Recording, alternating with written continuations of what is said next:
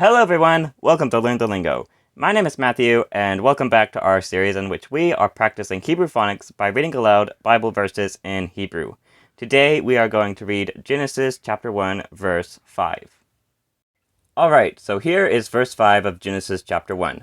This verse starts with a letter Vav, which says V, and under this Vav we have a patak, which says A. The next letter is a Yud, which makes the Y sound, and under this Yud we have a Hirik, which says E. After the Yud we have a letter Kuf. Kuf makes the K sound, and under this Kuf is a Shva. Shva ends the syllable Yik. After the Kuf we have a Resh. Resh makes the R sound, and under it we have a Kamatz, which says A. This word ends with an Aleph, which is silent. The accented syllable is Ra, and so this word is Vayigra. After the word Vayigra, we have the word Elohim. Once again, we've seen it a lot in the past few videos, and so I'm not going to spell it out in this one. After Elohim, we have this line, which is just a punctuation marker, and then we have a word that starts with a Lamed. Lamed makes the L sound. Under this Lamed, we have a Kamatz, which says Ah, and after the Lamed, we have an Aleph, which has no vowel marker, and so it has no effect on the pronunciation of this word. After the Aleph is a Vav with a Cholam on top, which say O, and this word ends with a letter Resh, which makes the R sound. The accented syllable is Or, and so this word is Laor. The next word starts with a letter Yud, which makes the Y sound, then a Vav with a Cholam, which say O, and this word ends with a final Mem, which makes the sound. Yom. Our next word starts with a letter Vav, which makes the V sound. Under this Vav is a Shva, which ends the syllable V. Then we have a Lamed, which makes the L sound with a patak under it, which says Ah. The next letter is a Chet, which makes the guttural Ch sound. And on this Chet, we have a Cholam Haser, which says O. Next, we have a Shin with a dot on the top right. Shin says Sh. And under this Shin, we have a Segul, which says Eh. This word ends with a final Kaf without Dagesh, which makes the guttural Ch sound. In this Kaf, we have a Shva. This is just because a final Kaf must always have some sort of pronunciation marker. The Shva has no influence on the pronunciation of this word.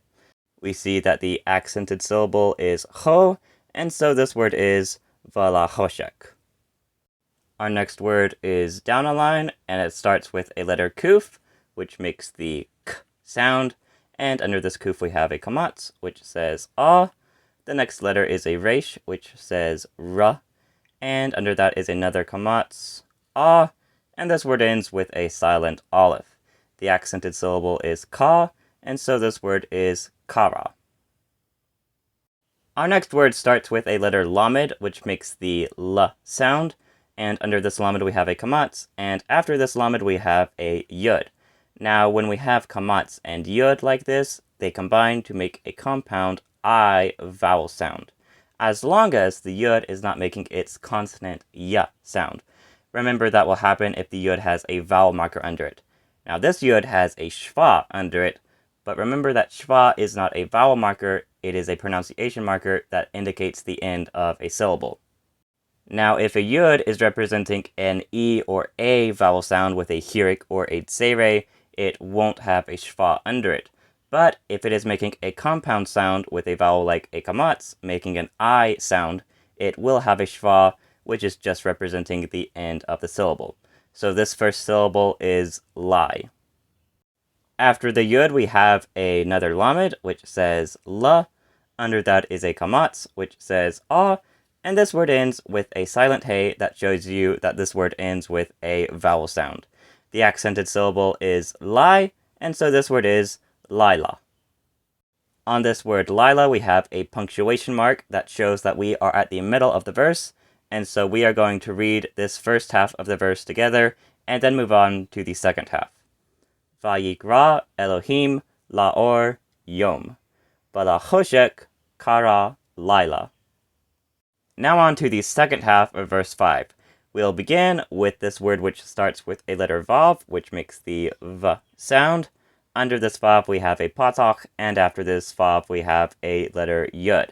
Now this patak and yud will do the same thing as this kamatz and yud in the word lila. They will combine to make an I vowel sound. And under the yud we have a shva, which ends the syllable vai, and we'll move on to the letter hey, which makes the h sound. Under this hey we have a hirik, which says e, and which is represented with a yud coming after the letter hey. The accented syllable is vai, and so this word is vaihi. And vaihi is connected with a dash to our next word, which starts with an ayin. Ayin is silent, and under this ayin we have a sagol, which says eh. The next letter is a resh, which says ra. Under the resh we have another sagol, eh, and this word ends with a bait without dagesh, which says v. The ayin has the punctuation mark of this word, which means that its syllable eh is the syllable with the accent. So this word is erev. Next we have the word vaihi once again. This vaihi is also connected with a dash to a word that starts with a bait without dagesh, which makes the v sound. On this bait we have a cholam haser, which says o. Next we have a kuf, which makes the k sound. Under the kuf we have a segol, which says eh. And this word ends with a letter resh, which says ra. We see that the accented syllable is vo, and so this word is voker. Moving down a line, we have a word that starts with a letter yud, which says ya. Next comes a vav with a cholam, which say o.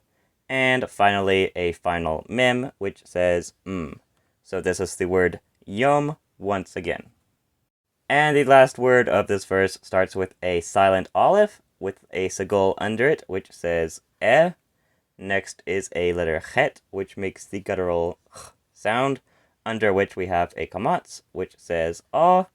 And this word ends with a dalet, which makes the d sound. The accented syllable is chad, and so this word is ehad.